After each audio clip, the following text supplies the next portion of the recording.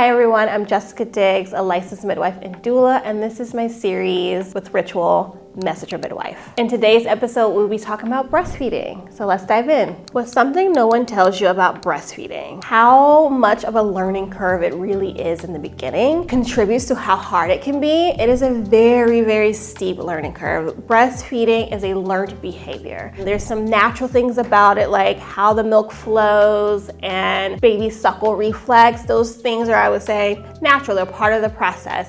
But the actual art of breastfeeding and latching a baby is actually a learned behavior, and it takes a lot of practice to find your groove and get a comfortable latch over time. It typically gets easier over the first week, but the first few days are really challenging. What's something no one tells you about pumping? Pumping, the time commitment to pumping is something people are not prepared for. Some people think that it's gonna be a lot easier and less of a time commitment than actually breastfeeding. And I would argue it's about the same, if not more, because now you have added parts and responsibilities to clean, to prep for each pumping session, and you still have to physiologically express milk at the same interval. So if you're exclusively pumping or adding in pumping to give yourself some breaks, it's still a lot of mental work of calculating how often, how much, and then you add in the cleaning. So people are often shocked by the time commitment that pumping requires, just as much as breastfeeding. What are the most common reasons breastfeeding doesn't work that no one prepares people for?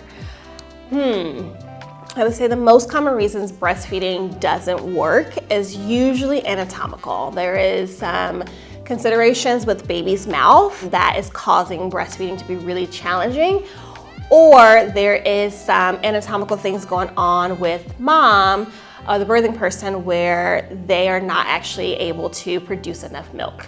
And both of those things create a lot of challenge that makes breastfeeding really, really hard. Either the latch issues or the low supply issues are the common reason that most people choose not to continue breastfeeding because it's not working for them, and may choose to supplement with formula if needed. How do you know if baby is getting enough milk? Typically, a baby who's well fed looks satiated. They're very relaxed, they're just limber, they're milk drunk, if you will.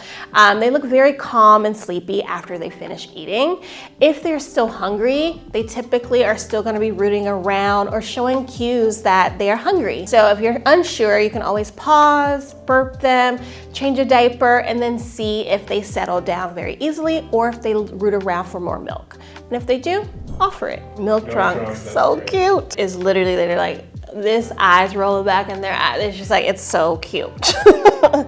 What are the signs of a good latch? Great question. Biggest sign of a good latch is no pain for you. When the baby is latched incorrectly, you feel it.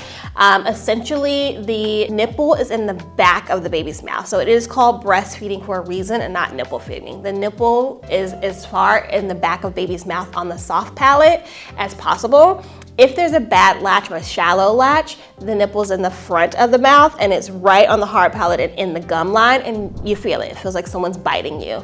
So a good latch is usually comfortable, or if there's any sensation, it's early in the latch and it's only for like a split second and then it usually goes away. The other signs of a good latch is you can hear the baby gulping, you can see their lips are kind of flanged up like a little duck, and when they come off, the actual shape of your nipple is not distorted. It looks fairly normal and maybe a little puckered out, but not like a lipstick shape.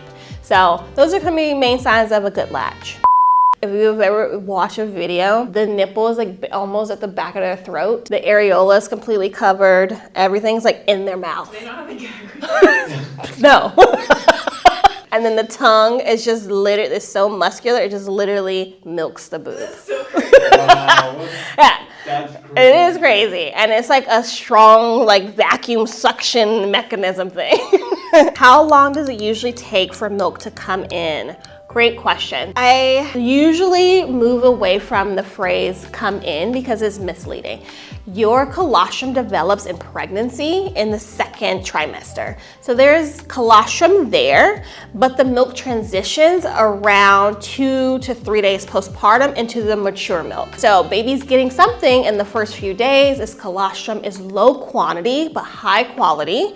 And it is very fatty and nourishing, but it is low quantity. And then over the first couple days, the quantity and the volume increases or comes in, and you feel it. Your boobs are heavier, they're more engorged, and that volume increases and you see it flowing. So for most people, that's gonna be around day 2, day 3. For some, depending on the birth and some other anatomical things, it may be a little longer and closer to day 4, day 5. And if that is the case, we might be introducing other things to feed the baby. But for most people, it's usually around day 2, day 3 that your milk transitions in volume.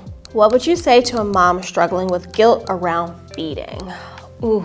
Great question, so hard. I would say to the mom struggling with guilt around feeding to think through which parts of this experience you're feeling guilty about. One, you're feeling guilty because you care. You care about this baby, you care about how you feed them, but really pinpoint which part of the feeding experience you are feeling left out of, essentially. Sometimes it is feeling like if I breastfeed the baby, then I am bonding with it, and that's your only way of bonding, and that's just not true. There wouldn't be ways for the partner to bond if that was true, or adoptive parents or anything like that. So I'm like, if it's bonding, really pinpoint that and figure out other ways to connect with your baby. If it's specific to feeding and food and nourishment, this baby is going to thrive with all the other cool ways in which we can feed our baby. Combo feeding and formula gets us a healthy baby. Or if it's like a sense of my body is not doing something that I think it should be doing, we can unpack that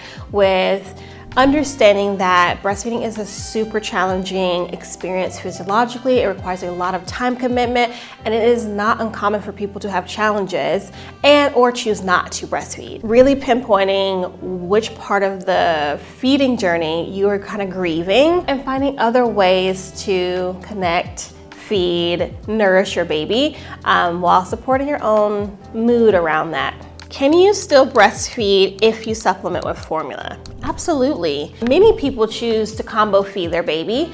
That just means that they're either supplementing a lot or a few feeds. People will supplement for different reasons. In the very beginning, it may be because the milk takes a little longer to transition.